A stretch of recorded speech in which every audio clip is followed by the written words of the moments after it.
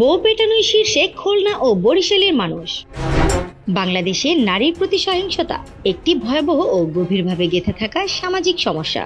ঘর কিংবা বাইরে প্রতিদিনই কোনো না কোনো ভাবে নির্যাতনের শিকার হচ্ছেন নারীরা। কিন্তু সবচেয়ে উদ্বেগজনক ও মর্মান্তিক বাস্তবতা হলো এই নির্যাতনের বড় একটি অংশ ঘটছে তাদের আপনজন, বিশেষ করে স্বামী বা সঙ্গীর হাতেই। বাংলাদেশ পরিসংখ্যান ব্যুরো, বিবিএস এবং জাতিসংঘ জনসংখ্যা তহবিল UNFPA এর যৌথভাবে পরিচালিত 2024 সালের এক জরিপে উঠে এসেছেন নারীর প্রতি সহিংসতার একটি ভয়াবহ চিত্র। প্রতিবেদনে বলা হয়েছে, বাংলাদেশের অধিকাংশ নারী জীবনের কোনো না কোনো সময়ে তাদের স্বামী, ঘনিষ্ঠ সঙ্গীর দ্বারা শারীরিক, মানসিক, যৌন কিংবা অর্থনৈতিক সহিংসতার শিকার হয়েছেন। জরিপ অনুযায়ী বরিশাল ও খুলনা বিভাগে নারীর প্রতি ঘরোয়া সহিংসতার হার সবচেয়ে বেশি।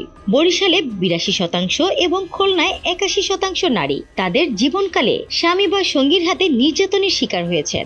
অর্থাৎ প্রতি 5 নারীর মধ্যে 4 জনেরও বেশি এমন সহিংসতার অভিজ্ঞতা বয়ে বেড়াচ্ছেন, যা সমাজে নারীর মর্যাদা ও নিরাপত্তা নিয়ে গভীর প্রশ্ন তোলে। বরিশাল ও খুলনার পর চট্টগ্রামে 76%, ময়মনসিংহে 75%, রাজশাহীতে প্রায় 75% এবং রংপুরে 74% নারী ঘরোয়া সহিংসতার শিকার হয়েছেন। এমনকি তুলনামূলকভাবে কম সহিংসতার অঞ্চল হিসেবে বিবেচিত সিলেট, ঢাকা বিভাগেও যথাক্রমে 73% নারী এমন সহিংসতার শিকার। অর্থাৎ দেশের কোনো বিভাগেই এর হার 70%-এর নিচে নামেনি। একজন নারী যিনি সমাজে মা, স্ত্রী, কর্মজীবী বা শিক্ষার্থী হিসেবে সম্মান পান, সেখানে ঘরে ফিরে তার সেই পরিচয়ের কোনো মর্যাদা থাকে না। যেখানে ঘর হওয়ার কথা ছিল নিরাপত্তার আশ্রয়, ভালোবাসার পরিবেশ, সেই ঘরই পরিণত হয়েছে নীরব এক কারাগারে। স্নিগ্ধা আখি, দৈনিক নতুন সময়, ঢাকা।